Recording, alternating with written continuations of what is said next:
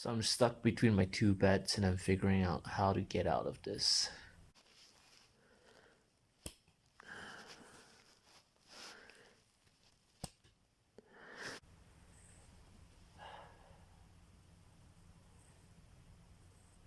It feels like life.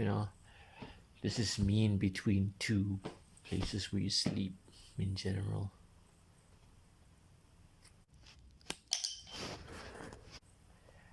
I wish I could say something more profound than this.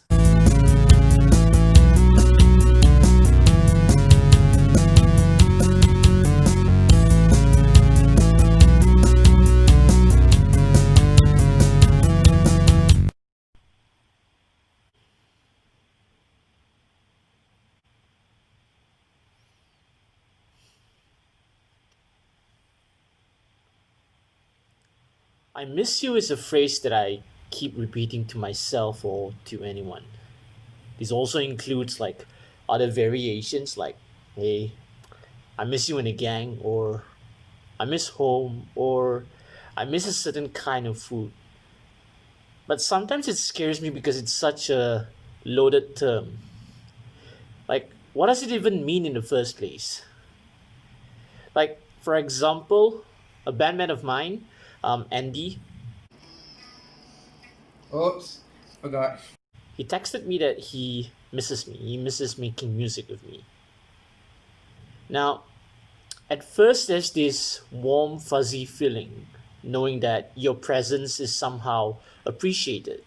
I'm not so sure what he exactly misses in me. Um, I had my bad outtakes or my out of tune vocals. Kill everybody there. And you can trust me that I was very hard to work with. I had to be in the right mindset, right conditions, and so on. I guess I was just lucky to have patient friends.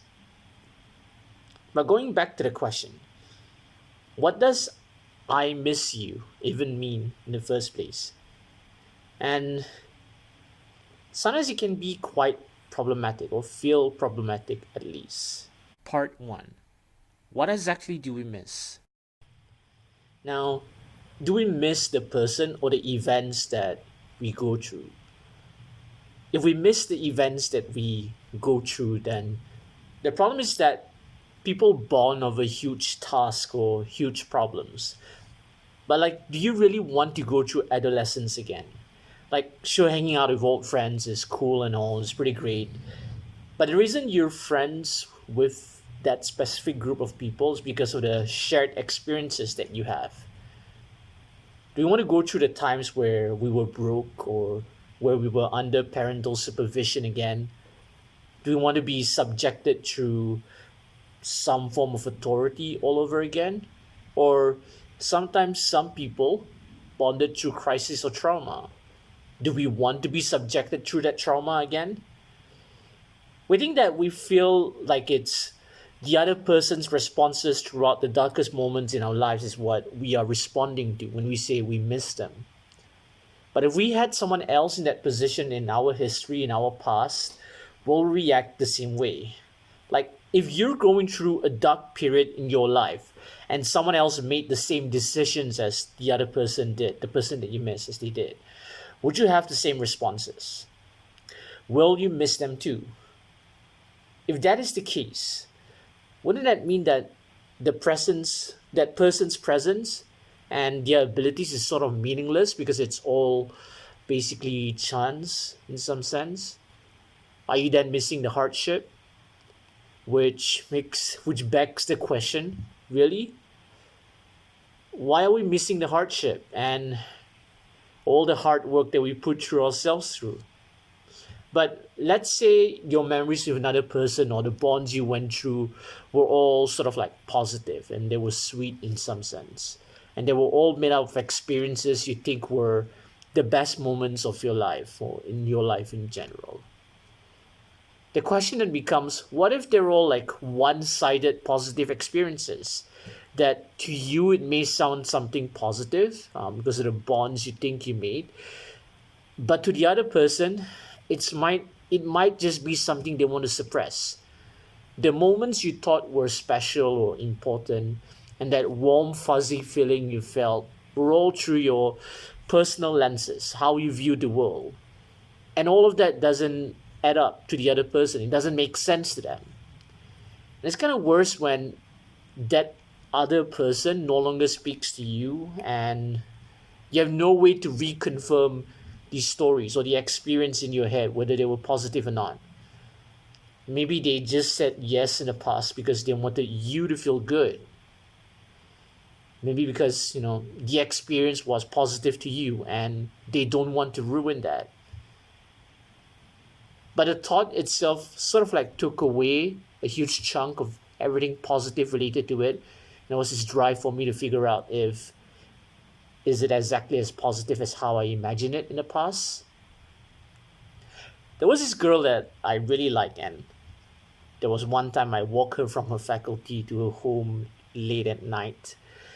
We exchanged our stories, like our ambitions, what we thought about our friends, and so on. She knew I like her, and she sort of entertained me about questions about my music, my writings, and so on. To me, that moment was special.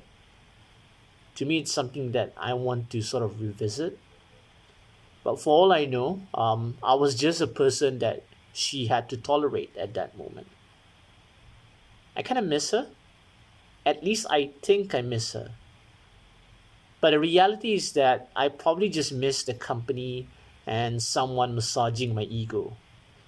For all I know, all she remembered was a person to be tolerated for that moment. And eventually I'll go away when I have my attention elsewhere. Part 2. Who exactly is quote unquote you? When I say a lauded phrase like, I miss you, I very rarely ask myself, who exactly is that quote unquote you? The problem with this is that there are a thousand versions of us in a thousand minds. They're all narratives constructed through the lenses of that specific person's experiences. The same can also be said about us as individuals. My memories of another person are unique to me and no one else. So, no matter how much I or we miss another person, who we actually miss is basically a fiction we've created in our heads.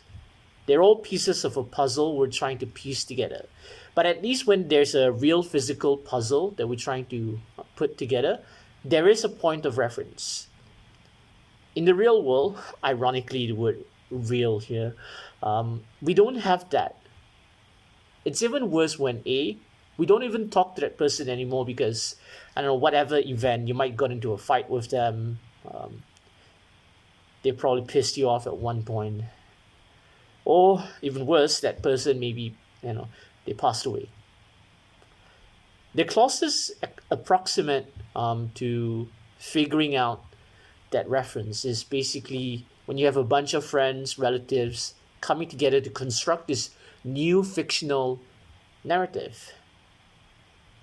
Sometimes, unfortunately, or fortunately, depends on you, the new narrative comes without the flaws in the original story or that person's personality. And that also scares me. Also scares me when it comes to the people that I interact with. There are people that I still, get onto Discord and talk to, but because I might just remember the best version of themselves, a version that they might not even recognize, a version so distorted from the positive stories and events that I mentioned earlier or imagined earlier. Will I be biased when I eventually have to recall who they are or rethink about who they are as individuals? What if that person was actually toxic? What if that person has a really unhealthy outlook in life that I probably should detach myself from? Will I only remember the positive reinforcement um, that they gave me? That I fall into the trap of befriending people who might just want to use me, and I just was happy knowing that someone else was there for me. Um, then I give and give and give, and I forget about my own self sometimes. The opposite is also true, that I might only care about another person and I forget about myself. And then that's where I only see the best in myself because they reinforce this kind of thought. So instead of being a proper friend telling me certain things and that's the only memory that they have of me, they don't correct my excesses. They don't correct stuff that I should probably learn how to correct myself. And I don't learn. So who exactly do I miss in that sense? Who is that you? Part 3. Which version of you do I actually miss? Like, even if I figure out who exactly is that you eventually, people change, and at different points in their past, they were different people. They have new morals, they have a different perspective because the interactions they have with other people, where I was not present or I was not there to notice how they've changed eventually. Um, Maybe I miss them for their past selves. Um, that who they are today is very different from who I knew, who I remembered. Maybe they no longer appreciate the same things I do, or I can never recreate those old memories in general, and maybe they only care about that apparently. That somehow I'm the one who never became the adult who learns and grows. And as a person who travels a lot and I work far away from my hometown, this is probably the scariest thought that I have, that time passes by, they've changed, they've moved on to different interests. They thought the stuff we did in the past were not exactly ideal. So the version that I see in the future, especially with um, COVID 19 going on, I'm not so sure when I'll be back home and can I even afford to go back home. So there are times where I would be away from friends and families for a year. I come back and one by one, everyone leaves. They've changed. When I meet some of them, I could notice the wrinkles in their faces, like they got older. And along the way, they've probably made other experiences that probably eclipse what we had. So it's kind of weird because when I was away from home, I would miss them, but when they're back at home, they've met different people and they've gone through different experiences. So is it unfair when I say that I miss you than to meet that person again? That I'm only enjoying recalling the past memories. But it's kind of obvious they're probably very different people and they view those memories in very different lens. Now, let's take let's take this a step further. Um, what if that person is no longer with you, and let's say that your interactions with them have been quite limited, probably because you've missed them, in certain for certain events and so on. You might still want to insist that you have a certain narrative of that person's life. It's even scarier to think that because of the incomplete narrative, but you do feel that attachment of that person, you start thinking whether you deserve to miss them because you technically don't know them as how other people did. And that the incomplete narrative sort of eats you up because you can't exactly complete the story. You can never have some kind of reconciliation, or if you had bad memories, or um, you can't even reconfirm the good memories that you have. And that's a really scary thought. The version that I um, miss them for probably isn't real. Uh, Even if it's real, um, I might never meet that version again. I miss you. I miss all of you. Friends, family. Thanks for listening to my rant about my existential crisis about memories and missing people, or knowing the fact that I will miss a lot of people while I'm away from home. As a person who grew up as a loner, but then eventually evolved as an adult who's loud and who became an extrovert, apparently. Okay, maybe I'm an ambivert. I'm not so sure, even though I don't like those kind of terms. I think I came to terms to the fact that when I miss someone, the stories can actually be fictional and non-fictional at the same time. Fictional in the sense that um, I'm not so sure the narratives surrounding past events are actually as how I would remember them, or whether they have that same positive connotation and so on. Well, if they're fictional, at least for now, when I miss them,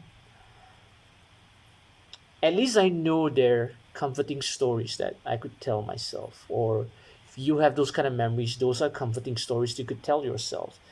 That when you are alone, like how I've been for the past 2 weeks under quarantine, we reward ourselves knowing that there are times that we're not alone, that we do have people out there that we share experiences with. Like, or at the very least, that there's a basis in reality of how these things have happened in the past. Even if we're imagining the most positive representation of the past, knowing that there were better times and so on, knowing that everyone, or at least assuming that everyone is going through the same series of events with your lenses and they were equally happy, that they actually love you back and care you back and so on. We could always try to work towards that because we have like a rough idea on how it felt like in the past. That's way better in comparison to not even having those ideas in our heads. And we could work towards that in general. Um, you have sort of have a blueprint, and you could probably improve the versions of events that you've seen in the past. And I think people like me, um, knowing that I have limited choices in life, I do think that I have to acknowledge that I'm lucky to have these kind of stories, even if you know the versions that I'm thinking of or imagining is heavily editorialized. The good part is that as long as I'm still living, and if I were to meet my friends or my relatives again, and somehow the fictional versions of them that I imagine in my head sort of lines up to who they are, I'll just treat that as a second reward, I guess. If the stories don't line up, they do not match with what I have in my memory vault, I think I need to sort of like be brave and maybe try to think that those are blueprints. We've imagined them. We thought that probably that's what we wanted. We could try to recreate it with other people, create these new memories in some sense, and eventually we could learn to tell new stories. In the meantime, while I still have these stories in my head, yeah. To all my friends, my relatives, to all the people I've loved, guess I miss you. I miss all of you. Thank you. Ku mau saja mengikutmu, malangnya ku sini setiap waktu, rasa nak taubat sudah beku, tapi karena romantismu buatku percaya di situ. Bak cerita lama yang yang sungguh tragis. Kau hormat ulama, aku Marxis. Untuk belikan kau bulan, ku jadi kapitalis. Sayang kau jujur, tak pernah nak berlapis. Keliru sering terhakis.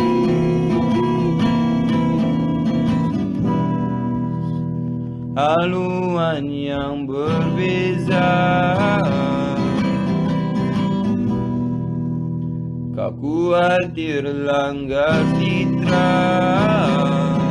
Bukankah semuanya manusia? Kota baru maupun Damansara,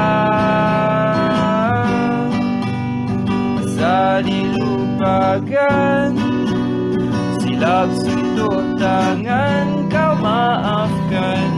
Sinikan lampu selalu berkelipan dalam kegelapan.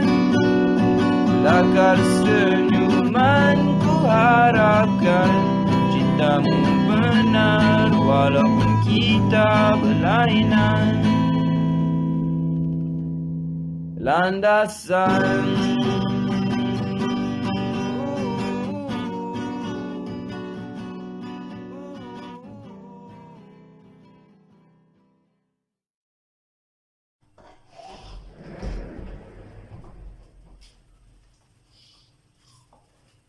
Wow, you're still here? The video's over. What are you waiting for? It's my last day in quarantine. The quarantine vlogs are over. Why don't you go home, meet your friends and family, tell them you miss them. And also, while I'm at it, Merry Christmas and a Happy New Year.